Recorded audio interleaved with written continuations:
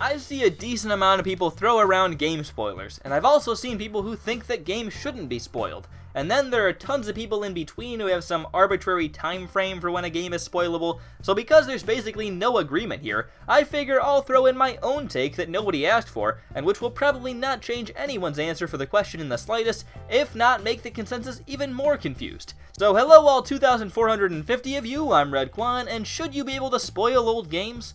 So, can you spoil old games? Well, in a technical sense, yes. It is a thing which you can do. Can you spoil old games? I don't know. Can you? Maybe I should have made this May You Spoil Old Games, but I have a feeling nobody would have gotten what that title was going for. As I've said, I think this is a question with a lot of different perspectives you can choose from to look at it, and every game is a unique situation. Pretty much everyone would agree it's okay to spoil a game like Flappy Bird, for example. That's a terrible example, but it's a game that a lot of people played, a game that almost no one would start playing now, and a game with so little to spoil that knowing everything there is to know about Flappy Bird doesn't actually impact your experience, like, at all. It's probably not even fair to say there's anything to spoil. Wait, I can get a score of 13? Why did you spoil this glorious moment for me? But I think most people would agree it's not too cool to spoil a game like the new Paper Mario, because almost nobody's beaten it yet, and plenty of people are going to. And it has a strong story element, and probably some unique levels and such that make a much more enjoyable experience for you if you find them by surprise. If I told you that the Bowser who's a square is actually just a toad that's hiding, and you can find him by hitting him, and that's the game's big plot twist, people would probably be mad at me, and that actually is what happened, so if you were planning on playing the game, I'm sorry, but I guess there's really no reason to now. But where exactly do you draw the line? Honestly, I don't know if there's much of a line to be drawn, because there are just so many factors here. There's the age of the game, of course, and I think that's where a lot of people go off of, but there are some other equally important factors like how story-focused a game is, how much the level design is dependent on throwing the unexpected at you, and how popular the game is and was.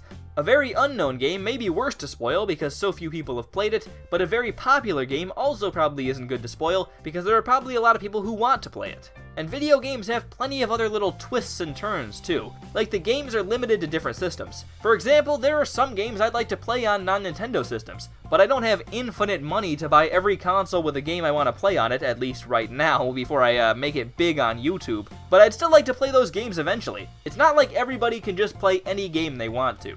The argument that if you wanted to play it, you would have played it already doesn't really work for video games like it does for a book or a movie, and they can even be a bit of a stretch for those. Video games can be major financial investments and also big time investments, with games pretty commonly taking 30 or 40 hours. And it's a lot to ask to have played every single game you want to play at any point, when a game can cost $60 and take 40 hours to play. And when a place like the Switch eShop gets literally 100 new games a month, literally, and you also have rating systems where some people might not be old enough to play certain games at the time they came out and might have to wait to play them, so you also have to watch what audience you're talking about the spoilers in front of. You have games that have gotten ridiculously expensive now too. And what about remakes or re-releases? Is it fair to spoil Zelda Twilight Princess when the original game has been out for 14 years, but the re-release, likely appealing to a lot of people who never played the first game, has only been out for 4? You can't just draw one single line and say, if it's over 10 years old, it's fair game, because there are so many other factors to take into account. How many people have played the game? How many people are likely to play it in the future? How difficult is it to actually play the game in terms of how easy and inexpensive it is to go and play it on its original system? And how much does the spoiler actually impact your experience with the game? Of course, you can do whatever you want. Nobody is, stopping you from yelling about Bowser Toad in the streets unless you're causing enough noise pollution for it to be a civil noise infraction misdemeanor. Yes, that is a real thing. But I think if you're trying to find some special formula for when you can talk about spoilers, you can't just take the length of time and label that as the cutoff. So what exactly is the right thing to do when it comes to game spoilers? Well, I think ideally people would spoil as little as possible, and try to keep in mind who is going to hear what you're spoiling, and if there's somebody who would be affected. That's not going to work 100% of the time, and spoilers are bound to happen accidentally, or by people who just don't care, but the way games are produced and released, as well as just how much of a commitment it can be to play a single game, means there are tons of games that people want to play eventually, and just haven't been able to yet, to a much greater extent than things like books and movies. And I don't think it's fair to assume that nobody cares about spoilers, even for a famous 20-year-old game that's available in plenty of places. There are just so many factors here.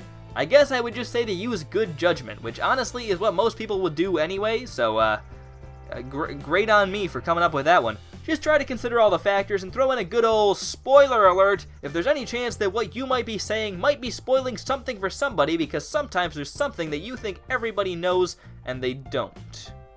Sometimes. Like that you can go get a score of 13 in Flappy Bird. Now you've just ruined that entire experience. Maybe this is all somewhat common sense anyway, and anyone who does spoil games just really doesn't care. Or maybe I'm just looking in the wrong spots where people are going off spoiling things for me. I don't really know. And of course, make sure to check the expiration date, because you don't want to go look in your fridge in a couple of years and find that old game you forgot to eat. Now you have that dilemma. Do you pitch it? Is it still good? I don't know. Well, I'm Redkwan. When do you think it's acceptable to talk about spoilers for games? Can you ever spoil games? I don't know. Can you? Does this topic even really matter that much? I think so. Probably. It better. Anyways, I'm Redkwan. Thank you all for watching, and I'll hopefully see you all later. Goodbye.